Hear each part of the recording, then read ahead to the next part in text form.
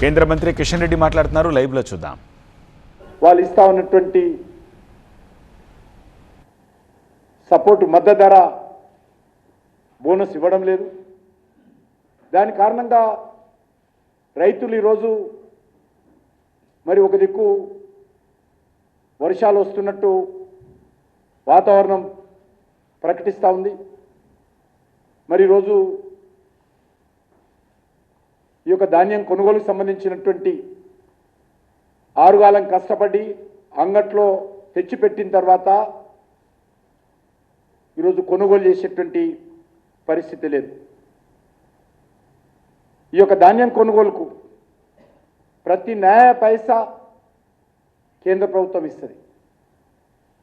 రాష్ట్ర ప్రభుత్వం మీద ఒక్క రూపాయి అదనపు భారం పడదు. బస్తాల నుంచి మొదలు పెడితే, బస్తాలు కుట్టేసేటువంటి స్థితుల నుంచి మొదలు పెడితే తెలంగాణలో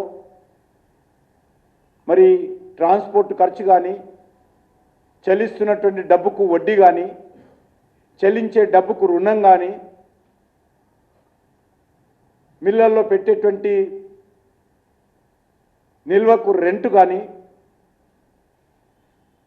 ఆ రకంగా ప్రతి నయా పైసా కేంద్ర ప్రభుత్వం భరిస్తున్నప్పుడు రాష్ట్ర ప్రభుత్వం ఎందుకు రైతుల నుంచి కొనుగోలు చేయడం లేదో చెప్పాల్సినటువంటి అవసరం ఉంది. ఈ రాష్ట్ర ప్రభుత్వం పూర్తిగా పచ్చి అబద్ధాలు మాట్లాడుతూ ఉంది అనేక విషయాల్లో. ఈ యొక్క ధాన్యం కొనుగోలు మీద కూడా కేంద్ర ప్రభుత్వం మీద అబండాలు వేసేటువంటి ప్రయత్నం చేస్తూ ఉంది. తమ చేతగానితనము, తన అసమర్థత, తన వైఫల్యాలను ఇతరుల మీద పాసాన్ చేయడము, తాను మాత్రము హీరోయిజంగా ఈ ప్రభుత్వము ప్రజల ముందు పోజులు పెట్టేటువంటి ప్రయత్నం చేస్తుంది తప్ప ఈరోజు తెలంగాణ ప్రజలకు ఏ విషయంలో కూడా ఈ ప్రభుత్వం న్యాయం చేయడం లేదు. మనకందరూ తెలుసు కేంద్ర ప్రభుత్వం ఏ రకంగా,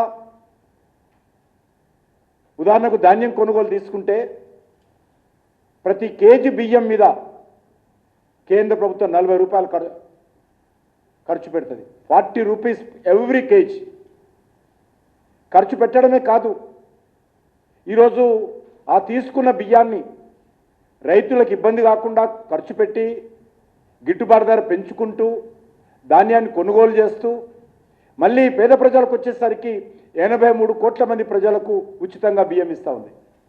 ప్రతి నెలకు 5 కేజీల చొప్పున బియ్యం ఇస్తూ ఉంది.